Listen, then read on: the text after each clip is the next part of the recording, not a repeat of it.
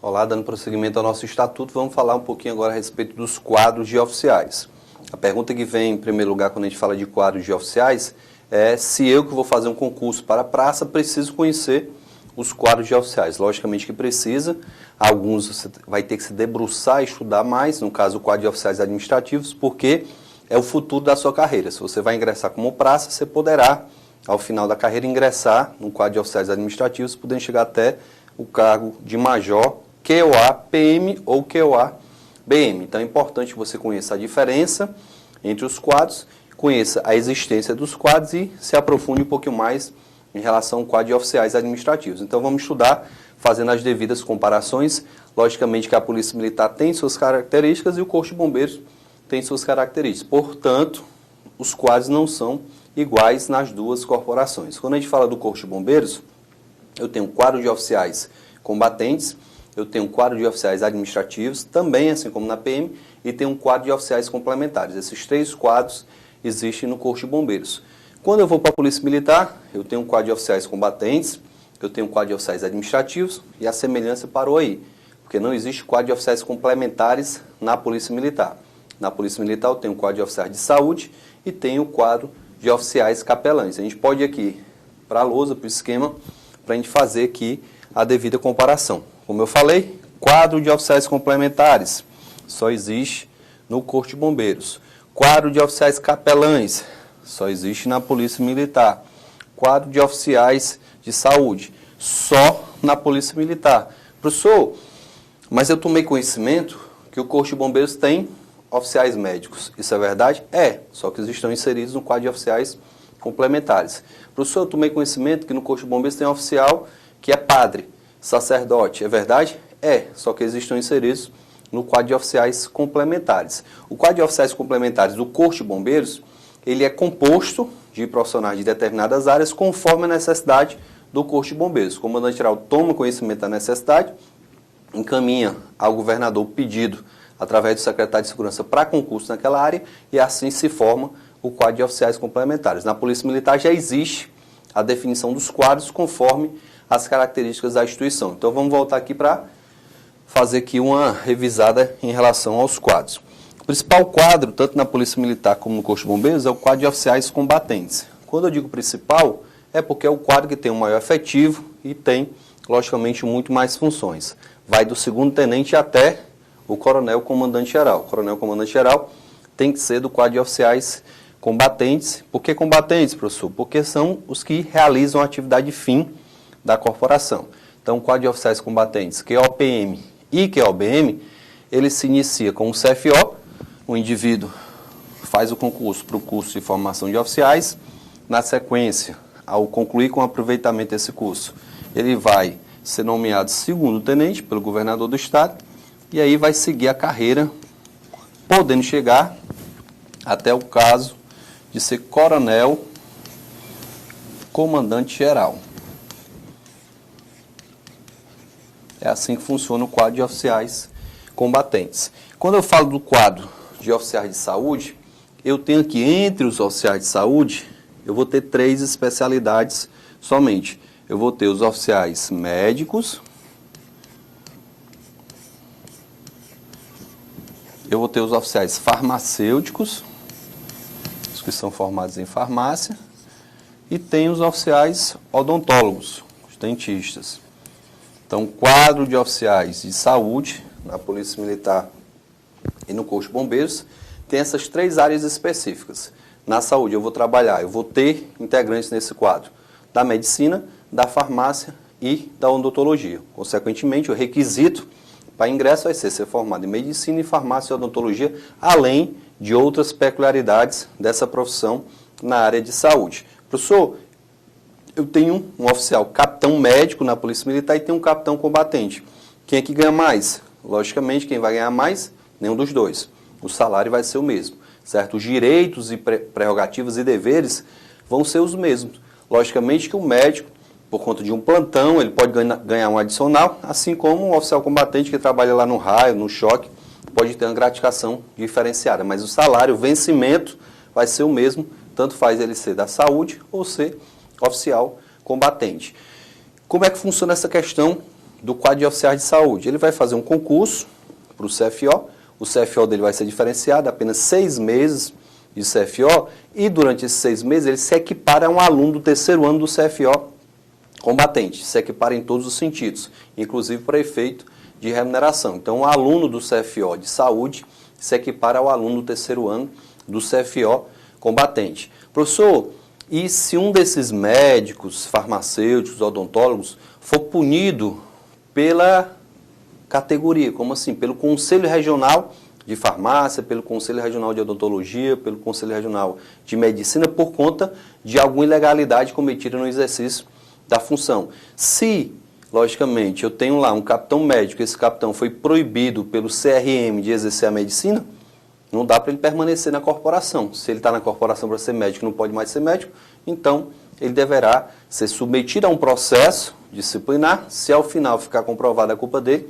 ele será demitido. Então, Conselho Regional de Farmácia, de Medicina ou Odontologia, aplicando essa suspensão do exercício do cargo da Medicina, da Farmácia, da Odontologia, vai fazer com que esses militares sejam submetidos a procedimentos, podendo ser demitidos da corporação. Quando a gente passa para o seguinte quadro, a gente vai falar do quadro de oficiais complementares, que, segundo a lei não fala muita coisa deles, eles se equiparam ao quadro de saúde e ao quadro de capelães da Polícia Militar em relação às regras, somente em relação a isso, certo? O curso de formação 6 meses também, porque se equiparam às regras, mas não tem muito o que falar em relação a esse quadro, até porque você vai fazer um concurso para a Polícia Militar, dificilmente vai cair alguma coisa em relação a isso. Quando a gente vem para o quadro de oficiais capelães na Polícia Militar, segundo a lei, aí a gente tem que observar se realmente isso é fato, segundo a lei, à medida que se comprova que pelo menos 1/3 da corporação professa um determinado credo, temos que ter concurso para oficial capelão daquele credo. Como assim, professor? Hoje a gente tem padres na Polícia Militar, porque a grande maioria da tropa, logicamente, é católica. Já foi feito um estudo que comprova que mais de 1/3 da categoria é evangélica. Por conta disso, já deveríamos ter tido um concurso para oficial capelão na qualidade de pastor evangélico para atender essa demanda religiosa de parte da categoria. Então, é o que está previsto na lei. E uma outra coisa que eu preciso saber, o CFO do oficial capelão, mesma coisa do oficial de medicina. Apenas 6 meses, ele vai se equiparar ao oficial lá combatente no terceiro ano, aluno do CFO do quadro de capelães, e vamos ter regras semelhantes, sendo que existem algumas diferenças. Para fazer concurso para o quadro de oficiais capelães, a lei já prevê quais são as disciplinas que vão cair na prova. Que disciplinas são essas, professor? Teologia e português. Está previsto lá na legislação que vai cair teologia e português.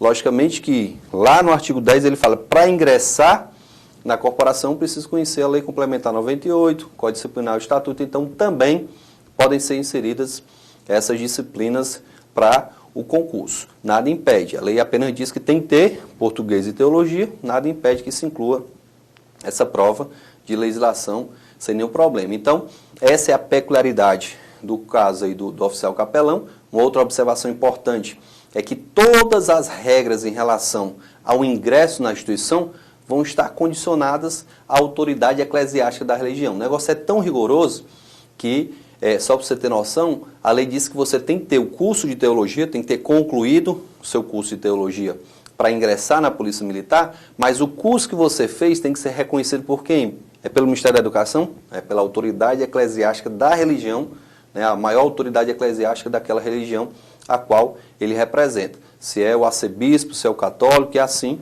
sucessivamente. Professor, a lei diz que esse candidato ao concurso tem que ter alguma experiência? Sim.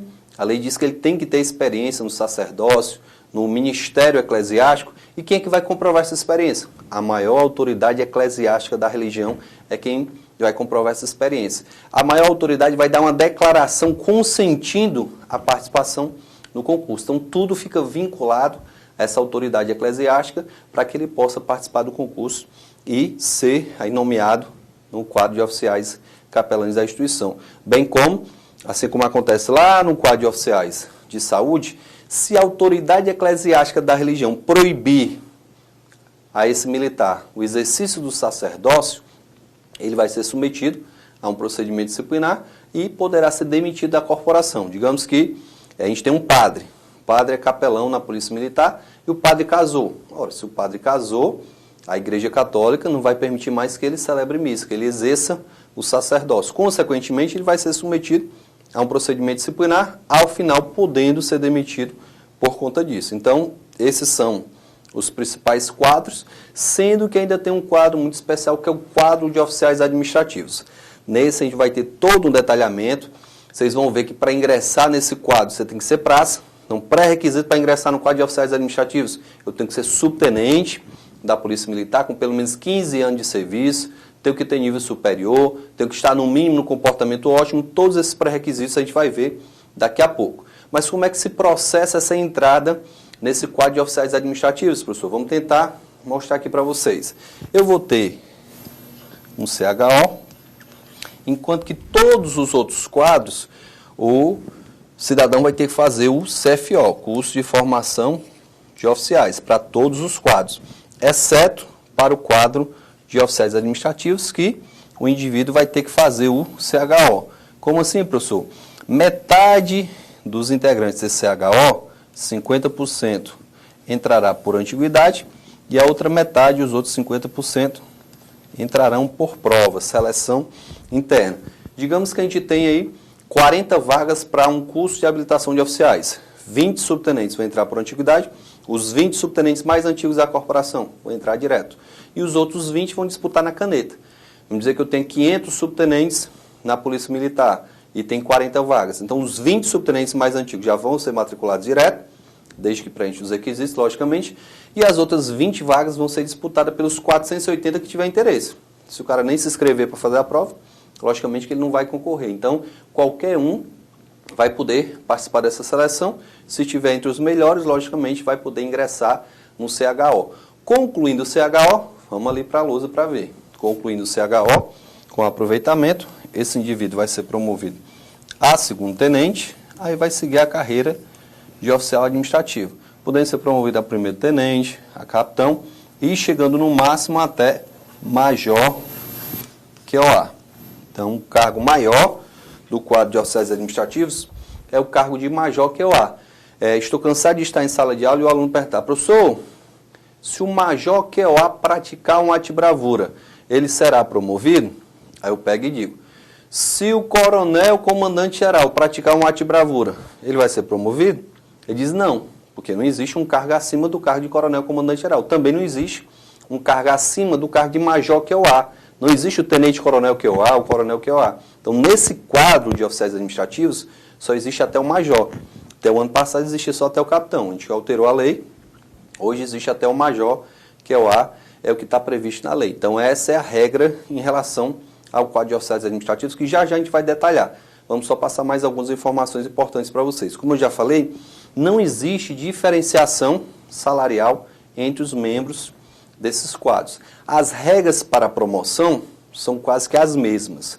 A única diferença é que, de capitão para major QOA, existe uma limitação de quantidade de vagas. Hoje é só para o major QOA. Os outros majores não têm essa limitação. Então, essa pequena alteração nessa regra. Os intertícios dos oficiais administrativos também são menores.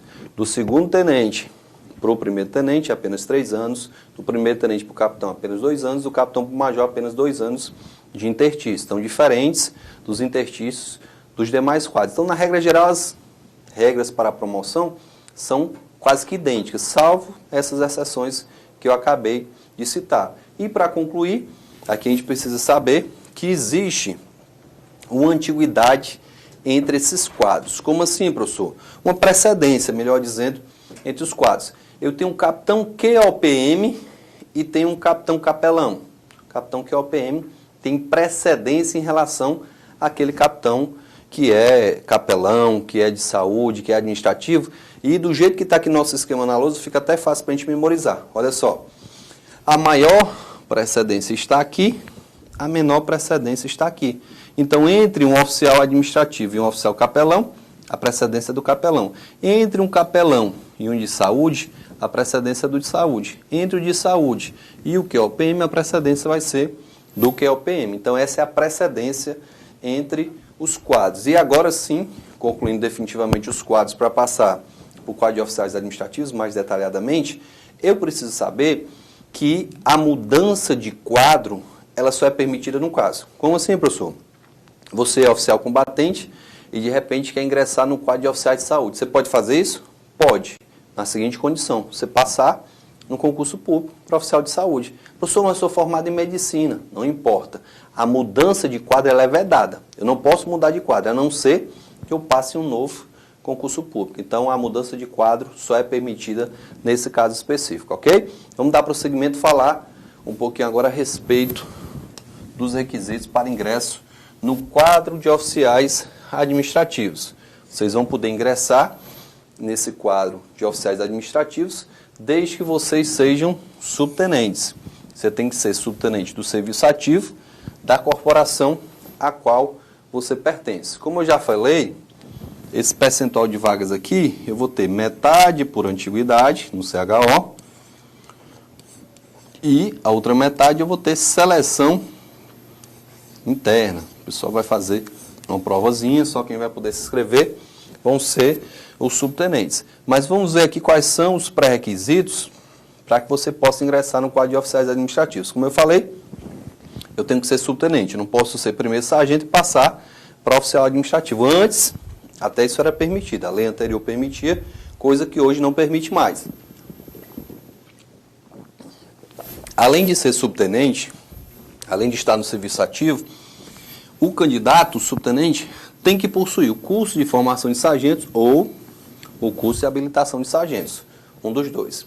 Tem que ter o curso de aperfeiçoamento de sargentos ou o curso de habilitação a subtenentes. É exigência também ter no mínimo 15 anos de efetivo serviço na Corporação Militar do Estado do Ceará, computada até a data de encerramento das inscrições. Se as inscrições vão até o dia 20 de abril de 2016 e eu completar os 15 anos de serviço até essa data, até o dia 20, vou poder me inscrever sem nenhum problema. Você deve estar se perguntando, peraí, professor, para eu chegar a subtenente, eu vou ingressar agora na corporação, vou passar 7 anos como soldado, 5 anos como cabo, 3 anos como terceiro sargento, 3 anos como segundo sargento e 4 anos como primeiro sargento. Então, vou levar 22 anos para chegar a subtenente. Como é que ele diz que você tem que ter no mínimo 15 anos? Pode ser que você tenha praticado alguns atos de bravura na sua carreira e chegue antes dos 22 anos. Chegue aí com 13 anos, sei lá, ou qualquer coisa parecida. A lei está limitando a 15 anos, até porque antes os intertícios eram diferentes, apesar de não serem praticados, então havia a possibilidade de você chegar com menos de 15 anos. Hoje é bem remota essa possibilidade, mas a lei diz que o subtenente que vai concorrer ao CHO tem que ter pelo menos 15 anos de efetivo serviço na corporação da qual ele pertence. Professor, eu posso trazer tempo de fora? Para essa contagem, não, porque a lei exige que esse tempo de serviço seja na corporação militar do Estado de Ceará. D. Ser considerado apto pela junta de saúde de sua corporação. Tem que ter cuidado para não confundir. Além de passar por um teste físico, que a gente vai já falar, a letra E, você vai passar por um exame de saúde. Se os médicos disserem que está tudo ok, está tudo em ordem, você tem condição de frequentar o curso, até porque no curso eu vou ter exercícios físicos, então eu tenho que estar preparado para isso. Eu posso ter que fazer uma técnica policial militar, que eu vou precisar de um vigor físico, eu vou estar exposto ao sol, vou fazer abordagem, então tenho que ter uma condição de saúde para fazer aquele curso. Então, além de passar por essa avaliação da junta de saúde, eu também tenho que passar por um teste físico, que é justamente o que está na letra E. Vejam só, ser considerado apto em exame físico. Vou ter que fazer esse teste físico. Letra F, está classificado no mínimo no ótimo comportamento. Veja só o que está previsto na letra F. Está gerando uma repercussão muito grande, uma dúvida muito grande, porque a lei, e tem uma confusãozinha com a lei das promoções, lá no artigo 7º diz que o candidato para ser promovido, muito embora está mal escrito, está mal redigido, tem professor falando até diferente, eu entendo que o professor está falando diferente porque está interpretando ali a lei, mas o que foi intenção do legislador, e foi inclusive aplicado na promoção de dezembro de 2015, é que o candidato para ingressar no quadro de acesso para ser promovido tivesse no mínimo o comportamento bom. certo? Mas a lei exige que para frequentar o CHO, o subtenente tenha pelo menos o comportamento ótimo. Professor, mas eu fui estudar a promoção requerida do subtenente a segundo-tenente e lá na promoção requerida está exigindo que ele tenha no mínimo comportamento bom. Está correto. Então você vai botar na cabeça o seguinte, para efeito de promoção, o militar, para ser promovido, ele tem que estar no mínimo no comportamento bom. Lógico que essa exigência é só para as praças, o oficial não tem classificação de comportamento. Professor, mas o subtenente não vai ser promovido a oficial? Mas hoje ele é subtenente, então ele tem que ter o comportamento mínimo, que é o que está previsto na lei. Então, o subtenente, ou qualquer outra praça para ser promovida, tem que estar no comportamento bom, no mínimo. Mas para fazer o CHO, eu tenho que entender, o subtenente vai fazer o CHO, pode virar segundo-tenente, primeiro, capitão, chegar até oficial superior. Então, eu tenho que exigir mais desse cidadão. Então, ele precisa estar no mínimo no ótimo comportamento para poder fazer o curso de habilitação de oficiais, ok? Não vamos confundir para não errar na hora da prova. Vamos dar prosseguimento. Também a exigência do subtenente, que ele tenha o curso de nível superior. E o que eu vou falar de observação aqui para vocês? A lei abriu uma brecha, tanto a lei anterior, que é a lei de 2006, o Estatuto, como a nova lei de promoções, que diz o seguinte, se em 2006 você já era sargento ou subtenente, hoje você não precisa ter um nível superior para poder fazer o CHO. Mas se em 2006 eu já estava na corporação, mas nem era sargento nem sub, eu era soldado ou era cabo, então para fazer o CHO você tem que ter o curso superior. Vocês que vão entrar agora, todos vocês que vão entrar agora, para frequentar o curso de habilitação de oficiais, vão precisar ter o curso superior. Se não tiver o curso superior, não vão poder fazer o CHO. Então, somente quem já era sargento ou subtenente em 2006 é que vai se livrar da exigência em relação ao curso superior para frequentar o CHO. Vamos lá, dar prosseguimento, ainda falando aqui do quadro de oficiais administrativos. Além de preencher todos aqueles requisitos, o candidato não pode estar enquadrado nas situações abaixo. Ele não pode estar submetido a conselho de disciplina. Se eu estou falando de subtenente, eu estou falando provavelmente de um indivíduo que é praça e tem mais de 10 anos de serviço na corporação. Se ele praticou uma transação grave e está respondendo ao conselho de disciplina, ou até um IPM, cometeu um crime e está respondendo ao IPM, ele não vai poder fazer o CHO enquanto não for concluído esse procedimento. Então, o militar que está submetido a conselho de disciplina ou indiciado em IPM não poderá fazer o CHO. Também não poderá fazer o CHO o subtenente que tiver sido condenado a pena de suspensão do exercício do cargo ou função durante o prazo que persistir a suspensão. Como assim, professor? Você foi condenado a 1 ano de suspensão do exercício do cargo. Durante aquele período de 1 ano, você não vai poder fazer o CHO. Passou 1 ano, pronto, passou para cá, você já vai poder fazer o CHO. Somente durante o prazo da suspensão é que você vai ser proibido. Se o militar estiver cumprindo sentença, foi condenado por um crime, está cumprindo aquela sentença, mesmo que seja um SUSIS, mesmo que ele não esteja preso, ele está lá só assinando o livro, ele não poderá fazer o CHO enquanto estiver cumprindo. A mesma coisa aqui, foi condenado a 1 ano por qualquer crime. Enquanto ele tiver, mesmo que seja SUSIS, nessa condenação, ele não vai poder fazer. Passou o período, ele vai poder fazer o CHO tranquilamente. Não poderá fazer o CHO militar que tiver de licença para tratar de interesse particular, a velha LTIP. Então, durante o prazo da LTIP, todo mundo sabe que pode ser de 1 mês ou até 2 anos. Enquanto ele estiver gozando, usufruindo essa LTIP, ele não poderá fazer o CHO. Passou o prazo, a mesma coisa lá dos incisos anteriores, as letras anteriores, certo? As linhas anteriores. Ele vai poder, normalmente, fazer o CHO após retornar da LTIP. Também não poderá fazer o CHO o militar que tiver no exercício, o subtenente que estiver no cargo ou função temporária, estranha à atividade policial, ou bombeiro militar, ou segurança pública.